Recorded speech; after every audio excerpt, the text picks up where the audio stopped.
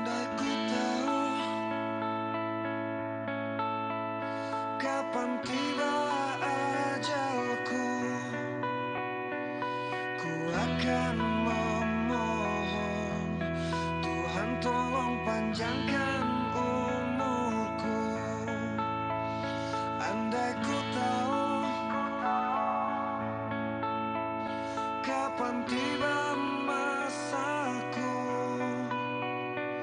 ku akan memohon Tuhan jangan kau ambil nyawaku. Aku takut akan semua dosa-dosaku. Aku takut dosa yang terus membayangiku.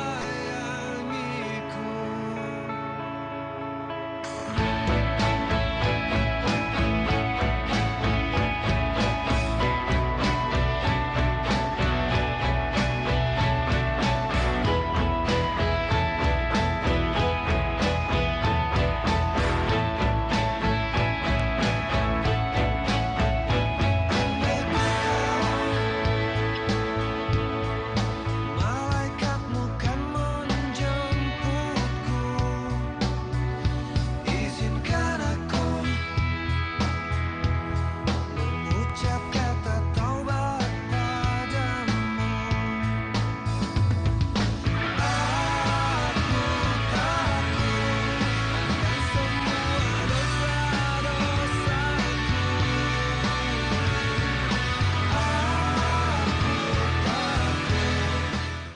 Ada hal yang cukup mengganggu pikiran saya, terutama berkaitan dengan sebetulnya karya akademik itu kan sejatinya harus punya tujuan. Apakah Anda ingin mengungkap sebuah misteri dengan disertasi ini, bahwa sebetulnya Ahmadiyah itu biasa-biasa saja, tidak perlu dilarang, tidak perlu dikontroversikan. Dan ini berkaitan dengan misalnya karena penelitian ini di Jawa Barat, karena Bandung itu di Jawa Barat, meskipun Bandung itu tidak melakukan larangan, tetapi Gubernur Jawa Barat sudah melarang. Nah, apakah Anda ada nggak maksud untuk mengklarifikasi kepada Gubernur lewat disertasi ini? Karena kalau tanpa disertasi mungkin Anda tidak cukup berani berhadapan dengan Gubernur. Tapi kalau lewat disertasi, ya inilah Gubernur, kenapa Gubernur melarang Ahmadiyah di Jawa Barat menyebarkan ajarannya. Nah, atau mungkin Anda menyembunyikan maksud lain. Itu yang pertama dulu. Silakan.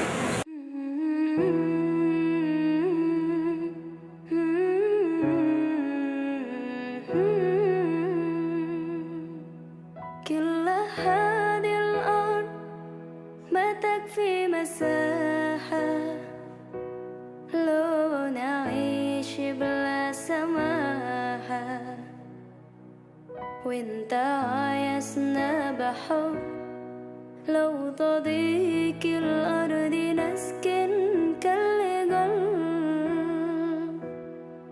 كل هذه الأرض ما تكفي مساحة. Yang pertama, semua warga negara itu berkedudukan yang sama di muka hukum. Dia mau Syiah, mau Ahmadiyah, mau NU, mau Muhammadiyah, mau siapapun, di depan hukum itu sama. Oleh karena itu, negara itu wajib melindungi mereka, anggota-anggota organisasi ini sebagai warga negara. Artinya apa? Jika berbeda keyakinan, tidak boleh ada alasan kelompok yang merasa paling besar kemudian mempersekusi, menghakimi sendiri kelompok yang kecil.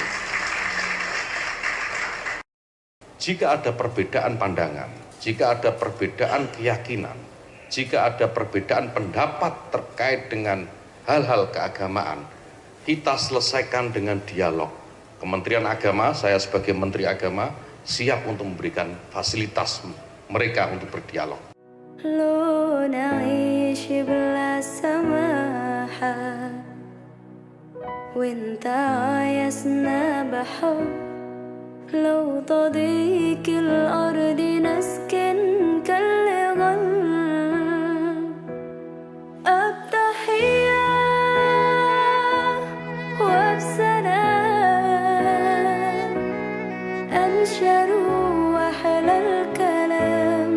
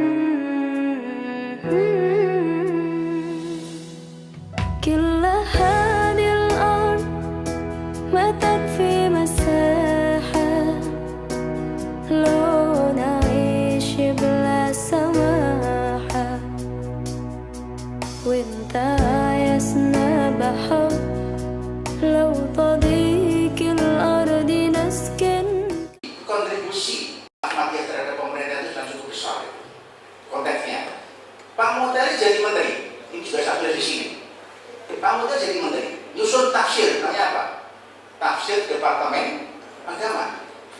Ada juga Al-Quran dan terjemahnya dan Al-Quran dan tafsirnya.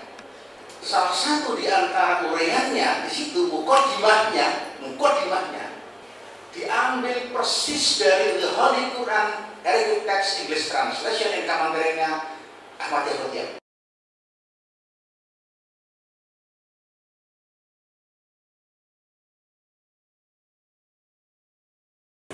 Terima kasih yang saya hormati Profesor Dr. Asep Saiful tadi tentang tujuan karya akademik ini. Sama sekali tidak ada tujuan tersembunyi karena saya juga bukan agen dari kelompok tertentu begitu. Tetapi tujuan peneliti ini adalah bagaimana supaya perbedaan penafsiran ayat suci Al-Quran itu tidak masuk ke ranah kekerasan, apalagi sampai pada tahap pembunuhan. Ini kan perbedaan dalam menafsirkan tentang kata khotaman Nabi.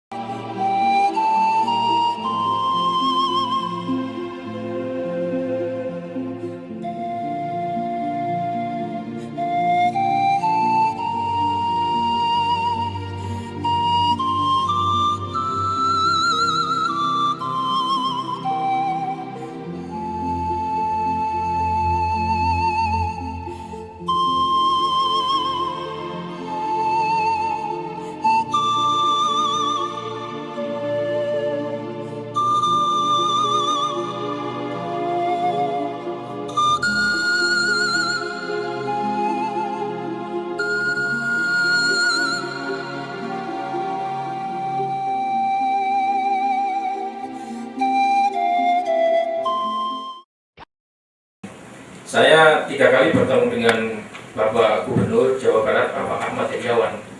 Tapi Bapak Ahmad Heriawan punya perspektif sebagai seorang yang pernah belajar di Saudi. Sehingga saya bilang, Pak Gubernur, kalau diskusi tentang ini kata Bapak di Saudi, saya khawatir Bapak terpengaruh tentang Wahabi atau bagaimana begitu. Tetapi Pak Gubernur tetap membantah, saya bukan Wahabi, saya ini PUI gitu. Dari sini saya hanya ingin menyampaikan kepada publik dari 830 halaman yang saya tulis itu Bapak Profesor Dr. Asep Saiful tadi, bahwa konstruksi makna yang dilakukan oleh Mirza Ghulam Ahmad ini adalah merupakan sebuah wacana baru, dan wacana baru itu adalah masuk ke ranah tafsir. Dan tafsir ini bermula dari wafatnya Isa Al-Masih. Pendapat tentang wafatnya Isa Al-Masih ini guru besar dari Al-Azhar di Kairo, Syekh Muhammad Syaitut sendiri menyatakan bahwa kalau menurut saya Nabi Isa itu sudah wafat. Ini juga dikutip oleh Profesor Dr. Hamka di Tafsir Al-Azhar jilid 3. Tetapi Hamka menyatakan bahwa perbedaan saya dengan penafsiran Ahmadiyah dalam hal ini Mirza Ghulam Ahmad adalah, kalau Mirza Ghulam Ahmad menyatakan bahwa wafatnya Isa Al-Masih itu dikaitkan dengan kenabian dirinya, sehingga Isa Al-Masih itu tidak akan turun lagi di akhir zaman, maka diganti dengan Mirza Ghulam Ahmad. Tetapi kalau menurut tafsirnya Dr. Hamka dalam bukunya Al-Azhar itu, bahwa Isa Al-Masih itu wafat dan tidak perlu disebutkan di mana makamnya dan bagaimana begitu. Nah, ini ada pemahaman-pemahaman, ada banyak pemahaman yang selama ini direduksi, mungkin dalam hal ini direduksi dan tidak ada yang melakukan pencerahan. Dan saya melihat sendiri pemerintah sudah mulai memilih salah satu aliran.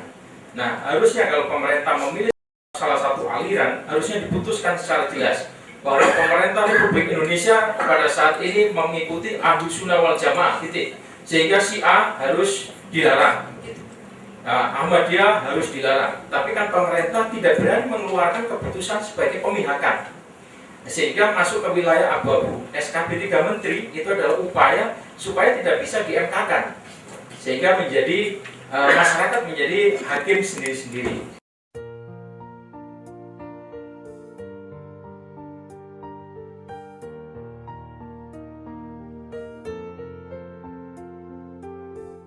Saya kira mungkin itu Bapak Profesor Dr. Asep Saiful tadi. Ya, satu lagi yang ingin saya tanyakan. Saya ingin ada argumentasi yang lebih memperkuat disertasi Anda, mengapa Anda memutuskan hanya satu dan satu-satunya rekomendasi, yaitu agar pemerintah memberikan kebebasan kepada siapapun termasuk pada Ahmadiyah. Apa ini sebetulnya alasannya? Ya, yang saya hormati Profesor Dr. Asep Saiful Muhtadi MA. Saya melihatnya kalau pemerintah memang tidak melakukan pilihan terhadap aliran besar atau sektor atau kelompok atau golongan dari Islam ini, sebagaimana disampaikan oleh Rasulullah bahwa Islam itu menjadi 73 golongan. Dan satu golongan yang benar.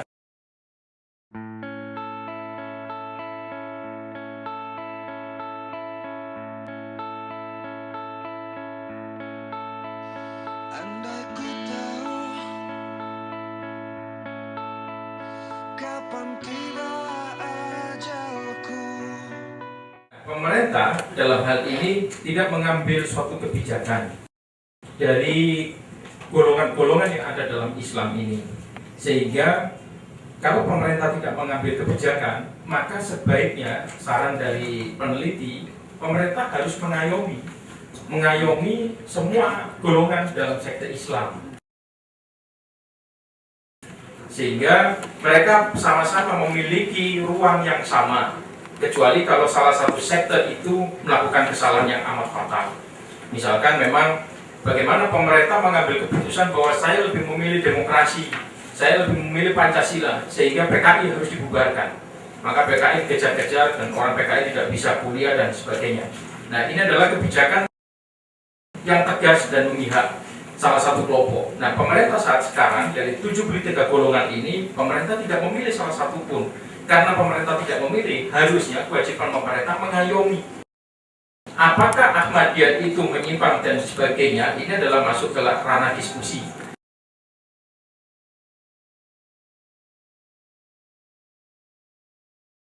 Dan di Indonesia itu baru satu kali terjadi diskusi secara terbuka dengan lapang dada, tidak terjadi konflik, yaitu tahun 1933, dan itu tempatnya di Bandung. Seharusnya pemerintah kalau memang mau membubarkan Ahmadiyah atau melarang Ahmadiyah, itu harusnya dibuka diskusi dalam kelompok-kelompok tertentu, dalam kapasitas tertentu.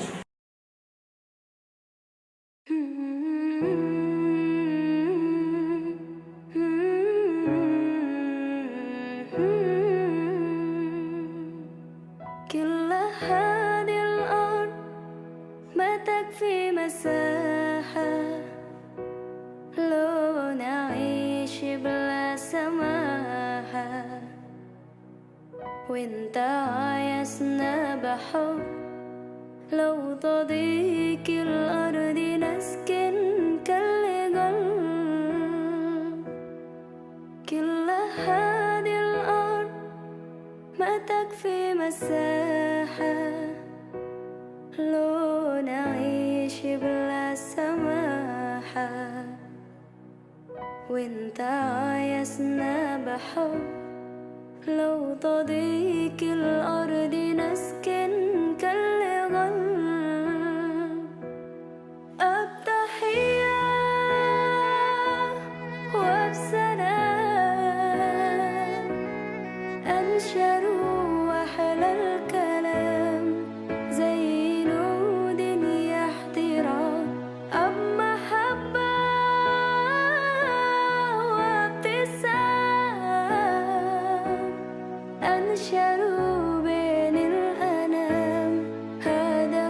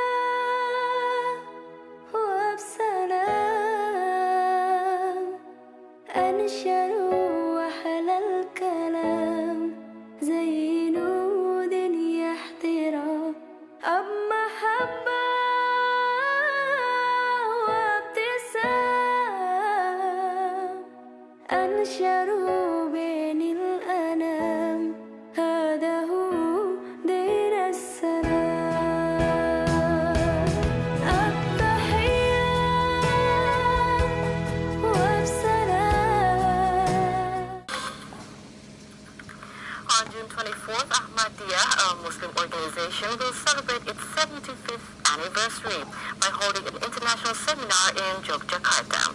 The commemoration represents the 4th International Khalifah Ahmadiyah Hazrat Mirza Tahir Ahmad Abba, who also met with the NPR chairman Amin Rais yesterday, which is entitled Muslim Television Ahmadiyah International, chapter in the development of social interactions among religious believers in Indonesia. These changes in social interactions have been promoted by the government under President Abdurrahman Wahid's leadership.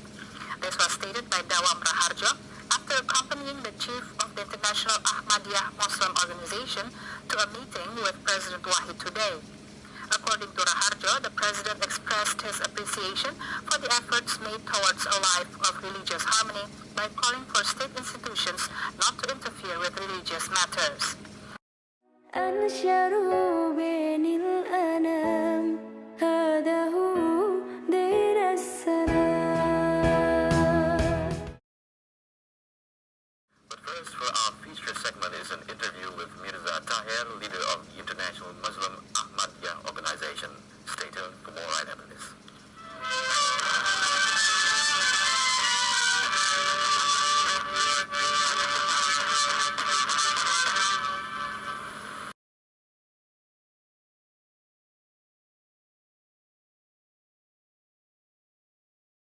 I think Islam in Indonesia has a great future.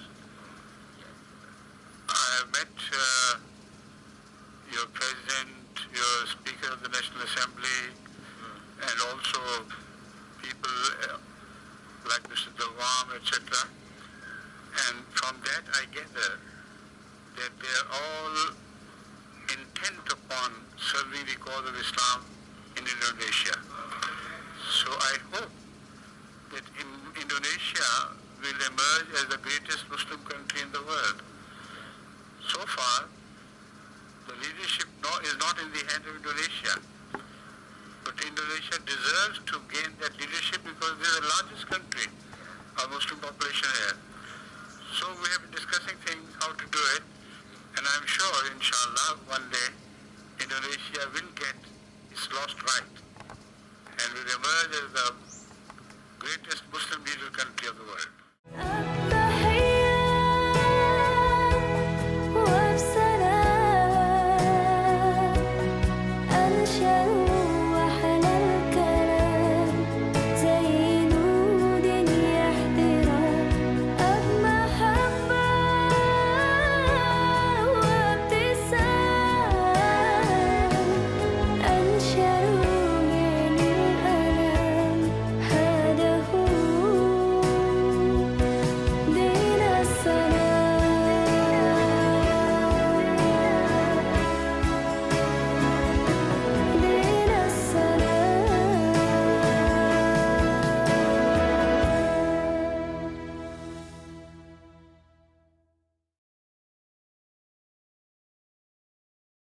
Apalagi di antara datangnya kiamat itu, tanda yang besar itu, turunnya Nabiullah Isa Al-Masih, putra Maryam, melaksanakan haji dan umrah mengikuti syariat Nabi Muhammad, bukan membawa agama baru, menjadi semacam mujaddid, reformer.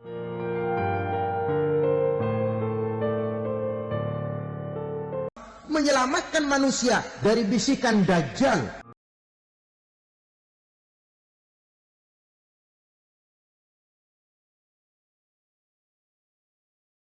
Maka mereka tidak berhasil membunuhnya. Nabi Isa datang tidak membawa syariat baru, tapi dia membatalkan syariat yang sudah dirubah oleh para pendeta. Nabi Isa alaihissalam tidak pernah mengaku dirinya Tuhan. Al-Masih ibnu Maryam illa rasul. Al-Masih tak lain tak bukan hanyalah seorang rasul. Nabi Muhammad SAW bercerita bahwa Nabi Isa ini akan datang menjadi pemimpin yang adil. Dia menghidupkan lagi sunnah-sunnah Rasulullah SAW. Kerana dia datang sesudah Nabi Muhammad, maka dia sendiri pun ikut syariat Nabi Muhammad SAW.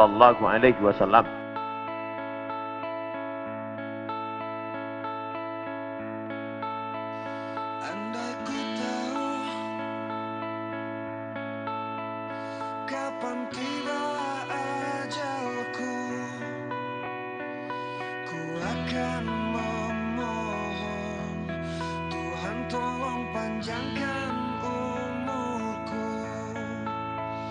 Andai ku tahu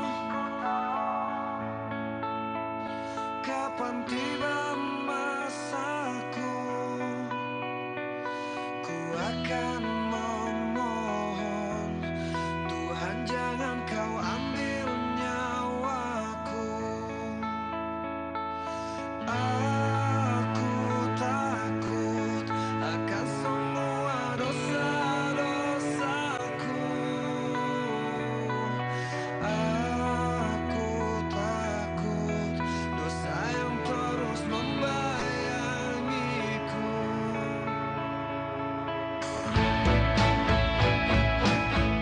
Sehingga ada jelas dari situ, oh ini ada pemerintah melihat bahwa ini bahaya, ini disebarkan nanti kemudian semuanya bernabi kepada Mirza Ghulam Ahmad, tidak ke Nabi Muhammad, bahaya dan harus dilarang. Saya kira mungkin harus ke sana. Tetapi kalau sampai sekarang pemerintah hanya mengeluarkan SKB 3 menteri, sehingga orang umum berpikiran bahwa Ahmad itu sesat, sholatnya tidak ke kiblat. Terus terang Bapak yang terhormat Profesor Dr. Asep Saidul Nur tadi, saya sampaikan kepada pimpinan Ahmadiyah di London, saya ingin datang ke India karena ingin membuktikan apakah orang Ahmadiyah itu hajinya ke Kodian. Karena ini yang saya dengar. Sebagai peneliti saya nggak boleh katanya begitu. Makanya saya bersama Humanity First datang ke sana selama 4 hari di Kodian, di rumahnya Mirza Ghulam Ahmad yang cukup kompleks perumahannya. Ada 2 masjid di sana, Mubarak dan Aqsa. Dan ternyata tidak ada orang tawaf, tidak ada orang sa'i di sana, dan hanya melakukan ibadah biasa, sholat dan mengaji. Saya kira mungkin dari situ bahwa apa yang disampaikan oleh masyarakat bahwa Ahmadiyah itu berhajinya ke Kodian itu menurut penilaian peneliti adalah sebuah fitnah.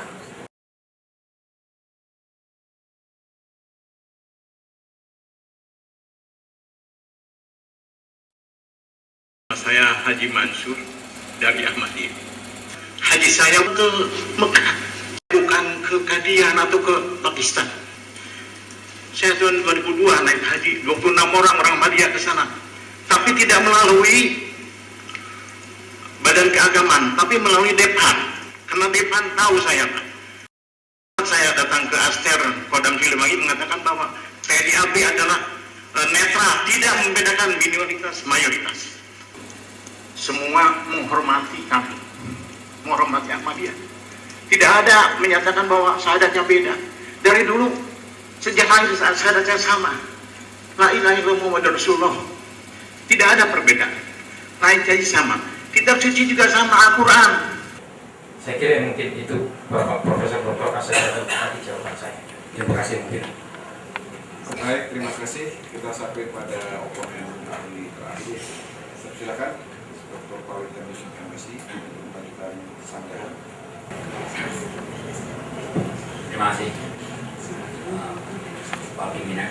Saudara Romo Fendis, sudah banyak pertanyaan, yang terakhir. Saya sudah membaca dari awal sampai akhir karya disertasi ini, memang menarik sebetulnya, sangat menarik. Tapi ketika dicermati isinya, saya punya kesan saudara itu semacam menjelaskan atau bahkan mungkin lebih cenderung ingin memberitahukan kepada semua pembaca disertasi ini bahwa Ahmadiyah ini bagus. Soal saya punya kesan seperti itu. Rasulullah SAW menegaskan Nabi Isa kehadirannya untuk menyatukan Islam, membunuh Dajjal, dan melenyapkan kemiskinan di seluruh dunia. Dengan isi Muktamar NU ketiga ini, maka pintu kebangkitan Islam yang kedua di era globalisasi telah terbuka lebar. Islam pasti bersatu. Muktamar NU menegaskan lagi, hadirnya Nabi Rasul Isa akhir zaman akan melenyapkan perpecahan. firqah golongan akan lenyap karena yang datang adalah utusan Allah berpangkat Nabi dan Rasul yang harus ditaati oleh semua umat Islam yang membaca syahadat.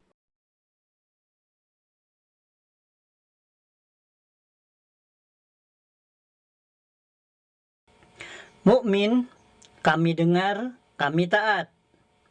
Yahudi, kami dengar, kami tolak. Inilah buah manis selalu berjamaah. Berpegang teguhlah pada tali jamaah Allah. Jangan bercerai-berai. Siksa pedih bagi yang kembali kafir.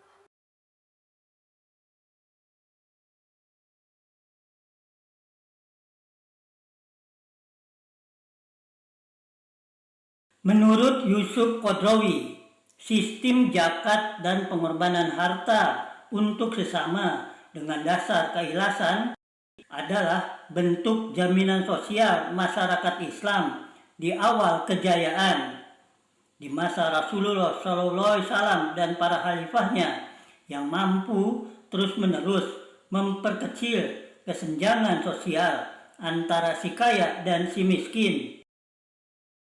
Pada puncaknya, kemiskinan hilang dan tak seorang pun mau menerima harta sedekah lagi.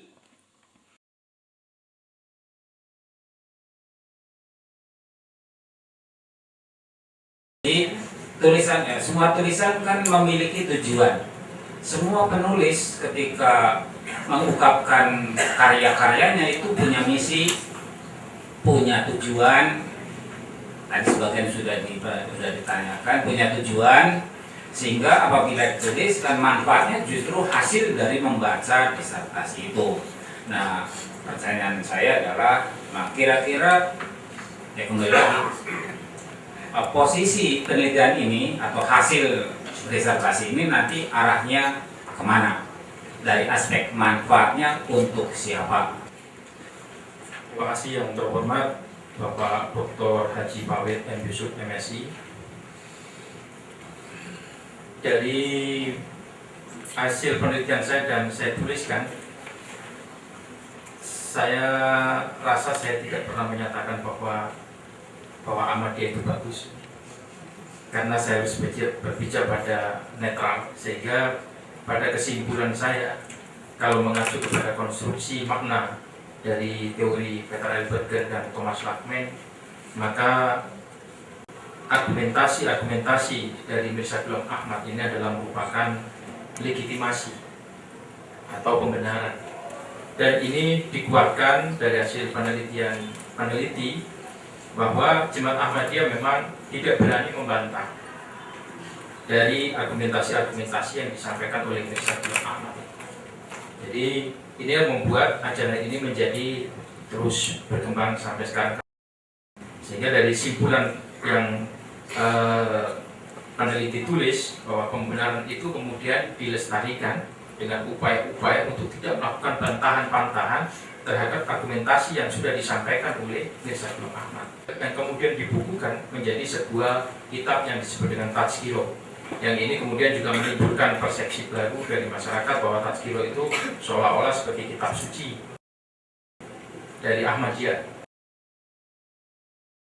Menurut peneliti, tidak ada satupun nabi yang melakukan konstruksi makna terhadap kenabiannya. Nabi Musa, kalau dia sejak awal tahu bahwa dirinya sebagai nabi, tentunya Nabi Musa tidak akan membunuh manusia. Sehingga di Al-Quran hanya satu nabi yang pernah membunuh adalah Nabi Musa. Nabi Muhammad juga tidak pernah mengkonstruksi dirinya sebagai seorang nabi, hanya karena berkhalwat kemudian mendapat wahyu. Nah, Mirza Ghulam Ahmad melakukan konstruksi dirinya sebagai seorang nabi dari sumber-sumber Taurat, Injil, Al-Quran, hadis, dan kitab-kitab sejarah. Kemudian yang kedua, tentang apabila ada peneliti yang meneliti tentang Ahmadiyah, apakah hasilnya kira-kira sama? Saya yakin berbeda. Karena saya juga membaca buku-buku tentang Ahmadiyah, maka yang diteliti oleh peneliti adalah bagaimana mereka mengkonstruksi dan kemudian mengkomunikasikan tentang kenabian Mirza Ghulam Ahmad ini. Ini sampai pada akhir tulisan peneliti masih merasa bahwa peneliti harus berada di tengah, makanya peneliti memberi judul Nabi Baru, bukan Nabi Bayangan sebagaimana disampaikan, atau Nabi Sili, Nabi Bayang-Bayang sebagaimana disampaikan oleh Jemaat Ahmadiyah. Sehingga Ahmadiyah membantah bahwa tidak ada itu Pak Pitoyo Nabi Baru, karena Mirza Ghulam Ahmad bukan Nabi Baru dan juga bukan Nabi Lama. Yang ada adalah Nabi Bayangan, begitu. Nah, karena peneliti berbicara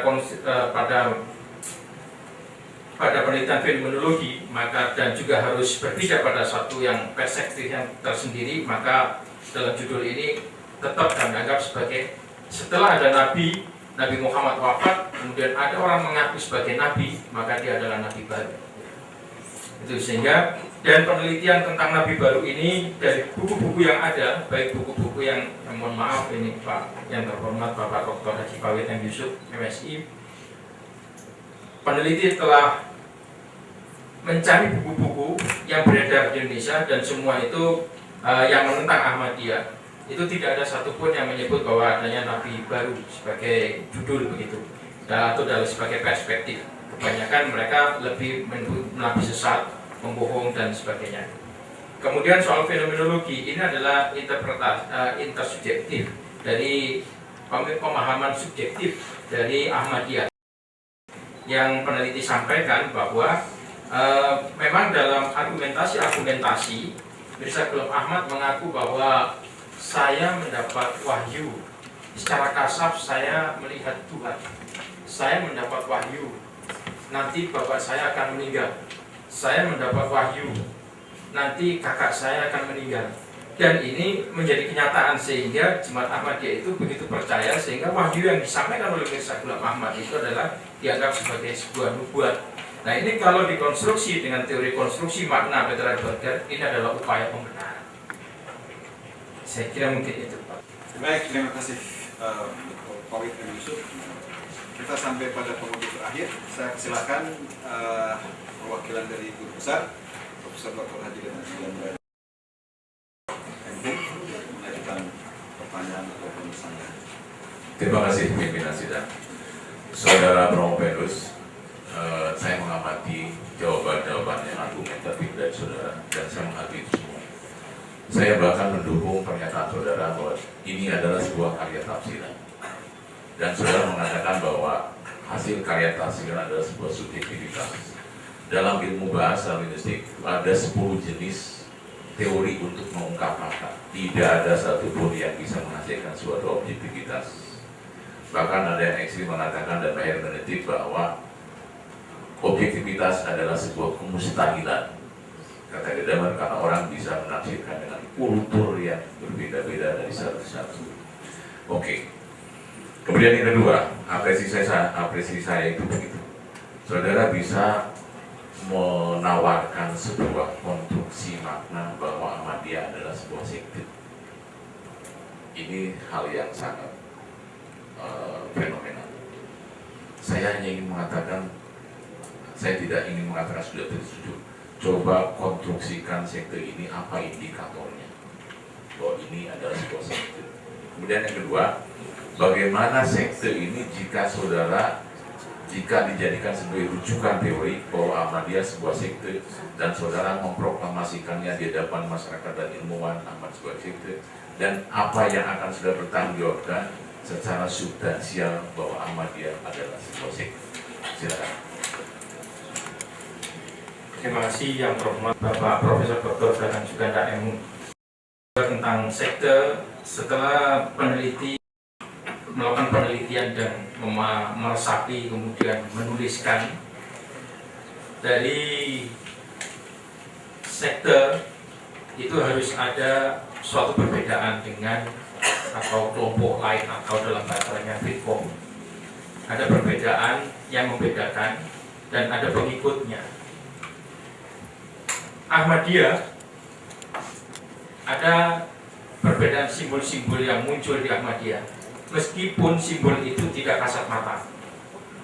Kalau ada kelompok, saya sebut namanya misalkan Front Pembela Islam, jelas mereka berjenggot, celananya cingkrang, berbaju putih, dan mohon maaf sering menyebut nama Allah dengan nada tinggi, Allahu Akbar. Saya khawatir Tuhan juga kaget. Nah, kemudian ada sekte lain yang mempunyai pengikut sendiri dengan simbol-simbol yang lebih nampak. Ahmadiyah tidak menampakkan simbol yang secara nyata. Ketika awal saya diperkenalkan oleh 3 komandan Koramil bahwa saya ingin meneliti Ahmadiyah, tapi aman nggak? Jangan-jangan pas saya penelitian terus kemudian dikebuk FPI. Kata 3 dan Ramil itu, aman lah, nanti saya bantu. Nah, setelah saya bertemu, ternyata tidak ada simbol yang menonjol. Bajunya sama, kemudian tidak berjenggot, ya berjenggot bebas begitu, tidak harus wajib begitu. Kemudian celananya sama dengan pakai jin. Yang membedakan dengan saya kalau sholat tidak pakai sarung, karena kalau di Jawa Timur sholat nggak pakai sarung kurang mantap. Nah, kalau Ahmadiyah saya lihat sampai di mana-mana ya sholat pakai celana. Ada yang pakai gamis, ada yang tidak dan sebagainya begitu. Bapak Profesor Dr. Dadang Suganda MU. Jadi sekte ini adalah kelompok atau firqah. Dia tidak mau menjadi makmum dari imam lain. Saya 2 tahun berkumpul dengan Ahmadiyah tidak pernah silakan Pak saya coba ngimami gitu. Mungkin Ahmadiyah takut ini ketua KPPI gitu, terus ketua HMI malah repot nanti kalau jadi imam. Nah, terus kemudian saya juga ke Singapura. Saya lihat imamnya harus Ahmadiyah.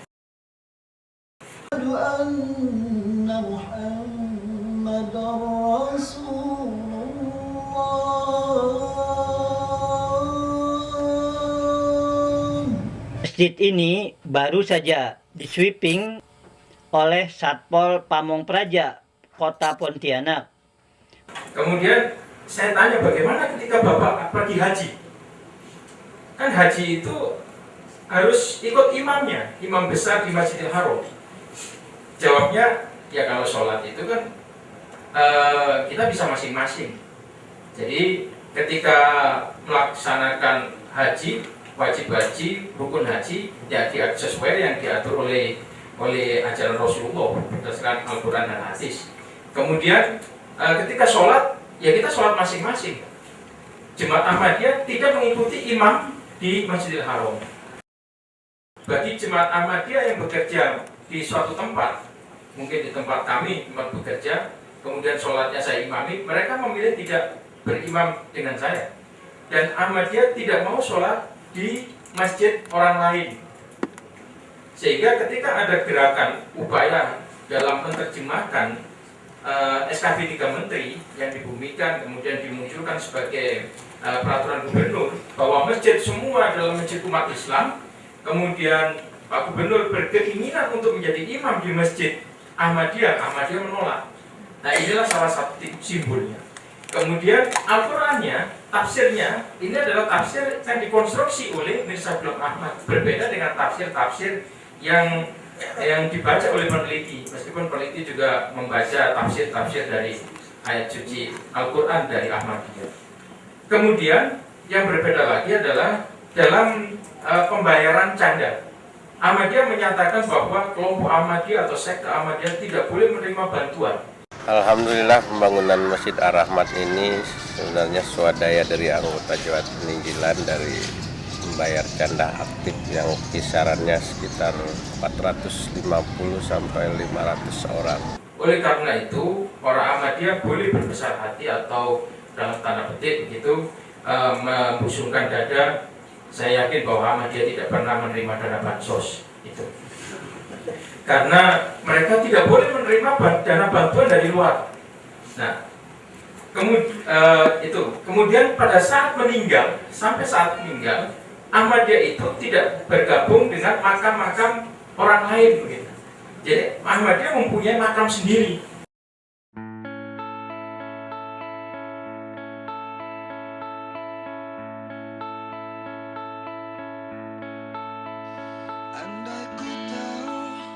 Sehingga inilah yang kemudian saya sebut bahwa sejak awal Ahmadiyah itu memang mengkonstruksi dirinya sebagai pembaru Islam.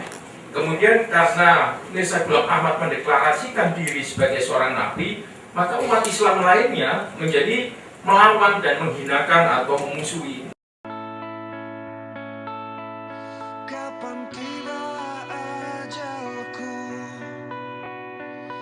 ku akan memohon Tuhan tolong panjangkan umurku.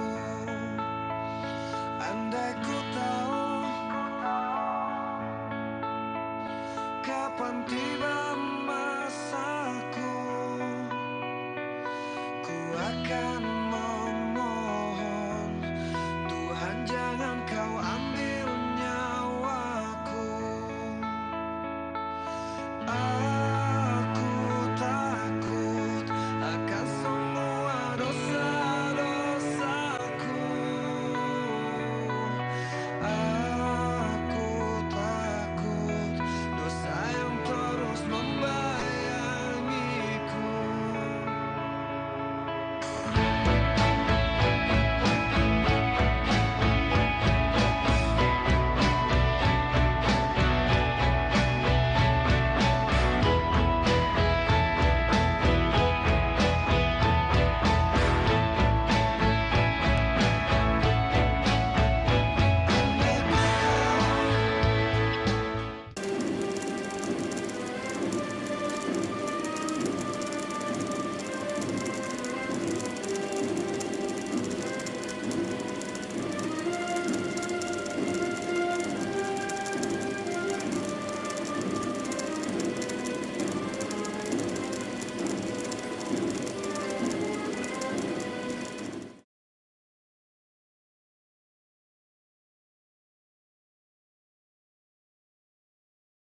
Silakan buka Ulangan pasal 33 ayat 2. Di ayat ini, Nabi Musa alaihissalam meramalkan akan datangnya Nabi Muhammad SAW di Mekah dengan 10.000 pasukan orang beriman. Berkatalah ia, Tuhan datang dari Sinai dan terbit kepada mereka dari Seir. Ia nampak bersinar dari pergunungan Paran dan datang membawa 10.000 pasukan orang beriman.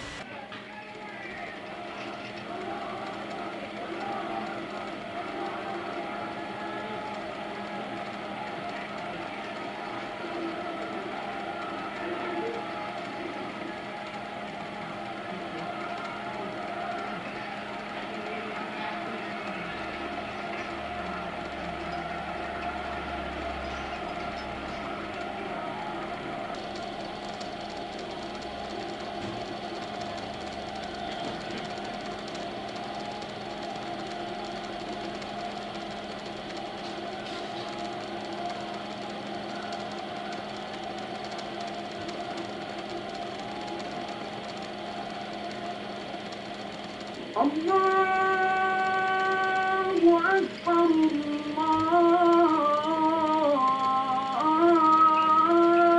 Allahu Akbar. Asyhadu an la ilaha illallah.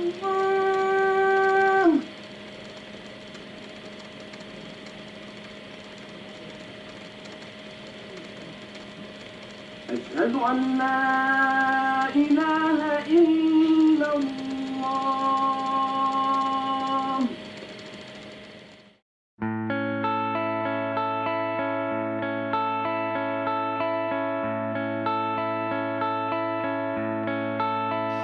Andai ku tahu kapan tiba ajalku, ku akan memohon Tuhan tolong panjangkan umurku. Andai ku tahu kapan tiba masaku, ku akan memohon Tuhan jangan kau ambil nyawaku. Aku takut akan semua dosa-dosaku. Aku takut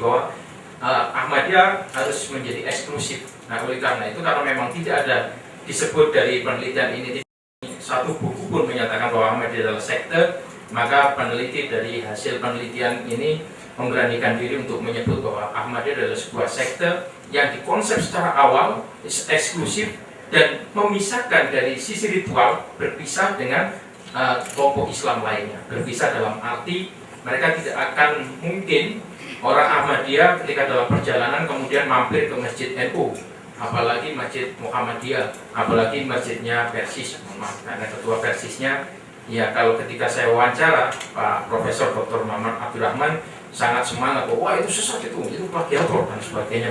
Saya yakin Ahmadiyah juga ya mungkin agak malas begitu sholat di Masjid Persis.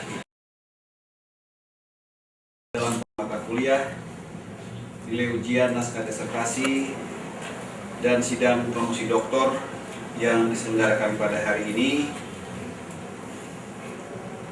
maka kami nyatakan bahwa saudara lulus pada ujian promosi doktor dalam bidang ilmu komunikasi dengan yudisium sangat memuaskan.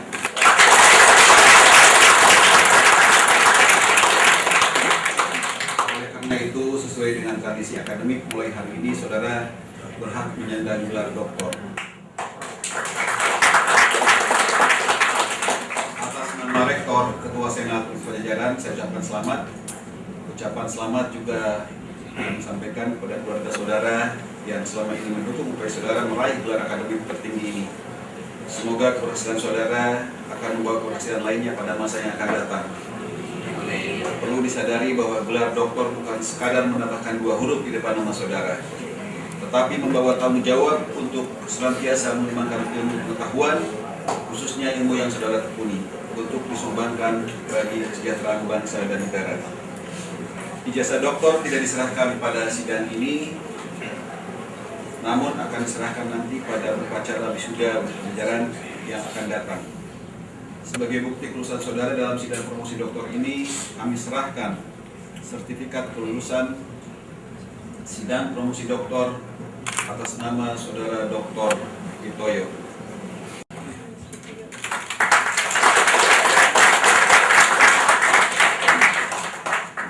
Alhamdulillah saya telah berhasil meraih gelar doktor ilmu komunikasi di Fakultas Program Pasca Sarjana Ilmu Komunikasi Universitas Pajajaran Bandung tahun 2015 dengan disertasi berjudul Konstruksi Makna dan Komunikasi Nabi Baru Mirza Ghulam Ahmad, Studi Fenomenologi Jemaat Ahmadiyah di Bandung.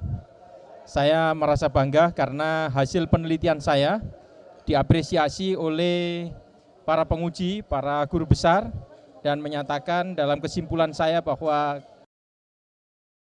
Ahmadiyah adalah merupakan sebuah sekte yang selama ini masyarakat melihat bahwa Ahmadiyah harus keluar dari Islam, harus membuat agama baru, tapi hasil penelitian saya Ahmadiyah adalah sebuah sekte dari Islam, satu sekte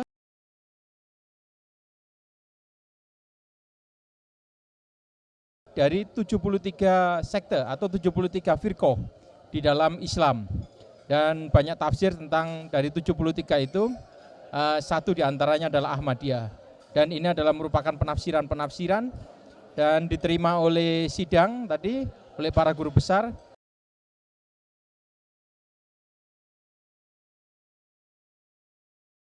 Dan alhamdulillah dari hasil temuan saya, pemerintah memang harus mengambil langkah-langkah khusus dalam hal ini supaya bukan hanya Jemaat Ahmadiyah, tapi organisasi Islam lainnya atau sekte-sekte lainnya itu sebagai warga negara Indonesia harus dilindungi dari aksi kekerasan, aksi anarki, apalagi sampai aksi pembunuhan. Dan alhamdulillah ini ada hari yang berbahagia. Saya pada hari ini bergelar Doktor Ilmu Komunikasi Politik. Ya, untuk ke depan saya diajak salah satu profesor untuk meneliti komunikasi peradaban. Ada 2 hal, yaitu yang saya teliti tentang yang pertama tentang komunikasi ketimpangan dalam beragama dengan studi kasus penyegelan Masjid Jemaat Ahmadiyah di Bekasi, dan yang kedua adalah tentang diaspora masyarakat Sunda yang ada di Indonesia. Dan ini studi penelitiannya ada di Jogja dan di Bali. Saya atas nama pengurus Jemaat Ahmadiyah Jabar sebagai Amir Wilayah Jawa Barat dengan ini mengucapkan selamat kepada mubarak kepada Pak Pitoyo, Dr. Pitoyo. Mudah-mudahan dengan mempelajari Ahmadiyah ini bisa bisa menghilangkan kesalahpahaman mengenai Jemaat Ahmadiyah, mengenai Ahmadiyah terutama di Jawa Barat, sehingga lebih kondusif lagi untuk Jawa Barat. Dan barangkali saya mengharapkan Pak Pitoyo persahabatan ini tidak sampai di sini, tapi harus terus dilanjutkan agar hubungan kita dengan Pak Pitoyo, kelembagaan kita jemaat bisa terus berlangsung, dan mengharapkan bahwa dengan adanya kerjasama ini terus Jemaat Ahmadiyah di Jawa Barat bisa berkembang. Selamat saya ucapkan kepada Pak Pitoyo setelah mencapai gelar doktor. Semoga hasil ini akan menambah lagi antusias masyarakat terhadap Ahmadiyah. Saya masih bersama-sama Pak Pitoyo dari Singapura sampai ke Kadian, Kashmir, dan bersama-sama di hotel. Alhamdulillah sekarang ini beliau sudah mencapai gelar doktor. Alhamdulillah. Terima kasih Pak Pit sudah mengundang kami syukuran di rumah makan Cinang Reret. Terima kasih banyak Pak Pit. Semoga sekali sukses selalu Pak Pit. Saya mengucapkan selamat mubarak kepada Dr. Pitoyo atas promosi hari ini sebagai doktor dalam bidang ilmu komunikasi dengan mengambil penelitian tentang konstruksi makna Nabi baru dari kenabian Mirza Ghulam Ahmad. Selamat. Assalamualaikum warahmatullahi wabarakatuh. Saya Aimasriah Roswandi mewakili LI Bandung Tengah dengan ini mengucapkan selamat kepada Bapak Dr. Pitoyo yang pada hari ini beliau itu telah mendapat gelar doktor dengan memuaskan. Tadi pagi kami anggota Lajnah Imailah Bandung Tengah ikut menghadiri sidang terbuka Bapak Pitoyo di ruang khusus gedung Universitas Pajajaran. Saya sangat terharu, berterima kasih sekali kepada Bapak Pitoyo dalam hal ini, ya ini dari Tuhan semata-mata ya, dari Tuhan, dan atas berkat doa hujur beliau bisa mengemukakan, bisa menjelaskan dengan rinci, dengan mendetil mengenai apa itu Ahmadiyah. Sedangkan kita sendiri dalam keadaan begini ya, dalam keadaan ada SKB, ada peraturan-peraturan apalah tetek bengek begitu, kita kan tidak bisa berkata seperti itu di muka umum. Tetapi ini alhamdulillah berkat dari hujur, beliau itu bisa mengemukakan, menjelaskan mengenai Ahmadiyah sampai mendetil. Sampai di sana itu penguji beliau mengucapkan terima kasih dan ingin minta kepada beliau supaya dibuatkan buku mengenai Ahmadiyah karena beliau tertarik dan ingin membaca buku itu. Subhanallah, alhamdulillah, saya nggak kerasa terenyuh gitu ya, sampai ingin menangis saya. Bagaimana ini ya perjuangan kita. Jadi saya berpikir begini, kita itu selama ini kan sudah diobok-obok kampung saya, rumah saya di Tasik. Inilah hadiah dari Tuhan, hadiah yang sangat luar biasa, subhanallah. Saya gembira sekali begitu. Barangkali cukup sekian kegembiraan saya dalam ikut menghadiri promosi Dr. Pitoyo. Hari ini saya merasa sangat terharu. Tanggal 5 Juni tahun 2015 ini merupakan hari yang bersejarah, bukan hanya bagi Pak Dr. Pitoyo sendiri, tetapi bagi saya, bagi jemaat Bandung, bagi jemaat Jawa Barat, malah mungkin juga bagi jemaat Indonesia, sangat mungkin. Ini adalah merupakan hari yang betul-betul kita itu bagaikan mendapat suatu karunia yang istimewa karena kita menaruh harapan besar dari adanya peristiwa ini dengan adanya penelitian oleh Pak Dr. Pitoyo sampai berhasil dan dinyatakan lulus dengan sangat memuaskan. Harapan kita jemaat yang sudah sekian lama menderita, diobok-obok, ya banyaklah tekanan-tekanan dari sana sini, dengan akan diterbitkannya nanti buku penelitian Pak Dr. Pitoyo, insya Allah jemaat Indonesia insya Allah akan mempunyai harapan baru dengan jalan yang lebih licin untuk menjelaskan kepada masyarakat khususnya Jawa Barat apa ya sebenarnya Ahmadiyah itu.